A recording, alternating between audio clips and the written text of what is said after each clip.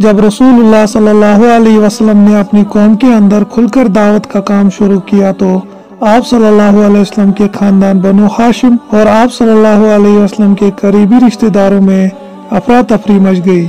वहीं दूसरी तरफ रसूलुल्लाह सल्लल्लाहु अलैहि वसल्लम को इत्मीनान भी हो गया कि अब दीन की तबलीग के दौरान अबू तालिब उनकी मदद करेंगे। तो इस तरह से उनकी हिम्मत और ज्यादा बढ़ गई और एक दिन आप सल्लल्लाहु अलैहि वसल्लम कोहे सफा पर चढ़ गए और या सबाहा की आवाज लगाई। अहले अरब का दस्तूर था कि दुश्मन के हमले से आगाह करने के लिए किसी बुलंद मुकाम पर चढ़कर इन्हीं अल्फाज से पुकारते थे। ये अल्फाज सुनकर कुरैश के सारे कबाइल आप सल्लल्लाहु अलैहि वसल्लम के पास जमा हो गए। इसके बाद रसूल सल्लल्लाहु अलैहि वसल्लम ने उन्हें दावत दी कि वो अल्लाह, उसके रसूल और यौम आखिरत पर ईमान लाए। इस वाक़े का एक टुकड़ा सही बुखारी में इब्ने अब्बास रज़ी अल्लाह तआला अन्हु से इस तरह मरवी है कि जब सूरह शुअरा की आयत आप सल्लल्लाहु अलैहि वसल्लम अपने नजदीक तरीन कराबतदारों को अज़ाब इलाही से डराए नाजिल हुई तो नबी सल्लल्लाहु अलैहि वसल्लम ने कोहे पहाड़ पर चढ़कर कुरैश के लोगों को आवाज लगानी शुरू की। यहाँ तक कि सबके सब इकट्ठा हो गए। हत्ता कि अगर कोई आदमी खुद न जा सकता था तो उसने अपना कासिद भेज दिया कि देखे क्या मामला है। गरज कुरैश आ गए, अबू लहब भी आ गया। इसके बाद आप सल्लल्लाहु अलैहि वसल्लम ने फरमाया, तुम लोग ये बताओ, अगर मैं ये खबर दूं कि इधर वादी में शहसवारों की एक जमात है जो तुम पर छापा मारना चाहती है, तो क्या तुम मुझे सच्चा मानोगे? लोगों ने कहा, हाँ, हमने आप पर सच ही का तजुर्बा किया है। आप सल्लल्लाहु अलैहि वसल्लम ने फरमाया, अच्छा, तो मैं तुम्हें एक सख्त अजाब से पहले खबरदार करने के लिए भेजा गया हूँ। इस पर अबू लहब ने कहा, तू सारे दिन गारत हो, तूने हमें इसीलिए जमा किया था। इस पर सूरह लहब नाजिल हुई, अबू लहब के दोनों हाथ गारत हो और वो खुद गारत हो। सही मुस्लिम में एक टुकड़ा बयान किया गया है जिसके रावी अबू हुरैरा रज़ी अल्लाह तआला अन्हु है। वो कहते हैं कि जब सूरह शुअरा की आयत नंबर 214 नाजिल हुई तो रसूलुल्लाह सल्लल्लाहु अलैहि वसल्लम ने पुकार लगाई। ये पुकार आम भी थी और खास भी।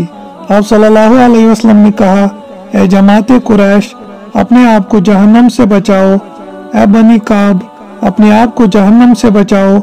ए मोहम्मद सल्लल्लाहु अलैहि वसल्लम की बेटी फातिमा, अपने आप को जहन्नम से बचाओ, क्योंकि मैं तुम लोगों को अल्लाह की गिरफ्त से बचाने का कोई इख्तियार नहीं रखता। अलबत्ता तुम लोगों से निस्बत और कराबत के ताल्लुकात है जिन्हें मैं बाकी और तरोताज़ा रखने की कोशिश करूंगा। यानी रसूलुल्लाह सल्लल्लाहु अलैहि वसल्लम ने वाज़े तौर पर कहा था कि जो इस रिसालत की तस्दीक करेगा उसी के साथ ताल्लुकात बरकरार रहेंगे। इसके बाद अल्लाह ताला ने सूरह हिज्र में एक और हुक्म नाजिल फरमाया जिसमें अल्लाह ताला फरमाते हैं कि बस ए नबी सल्लल्लाहु अलैहि वसल्लम, जिसका तुम्हें हुक्म दिया जा रहा है उसे अलल ऐलान लोगों को सुना दो, और जो लोग फिर भी शिरक करे उनकी परवाह मत करो। यकीन रखो कि हम तुम्हारी तरफ से उन लोगों से निमटने के लिए काफी है जो तुम्हारा मजाक उड़ाते हैं। इस हुक्म के बाद रसूलुल्लाह सल्लल्लाहु अलैहि वसल्लम ने शिरक और बातिल माबूदों का पर्दा उठाना शुरू किया। आप सल्लल्लाहु अलैहि वसल्लम मिसालें और दलीलें दे देकर उन्हें समझाते थे कि जो शख्स इन बुतों की पूजा करता है और उन्हें अल्लाह के साथ शरीक ठहराता है वो इस कदर खुली और वाज़ेह गुमराही में है।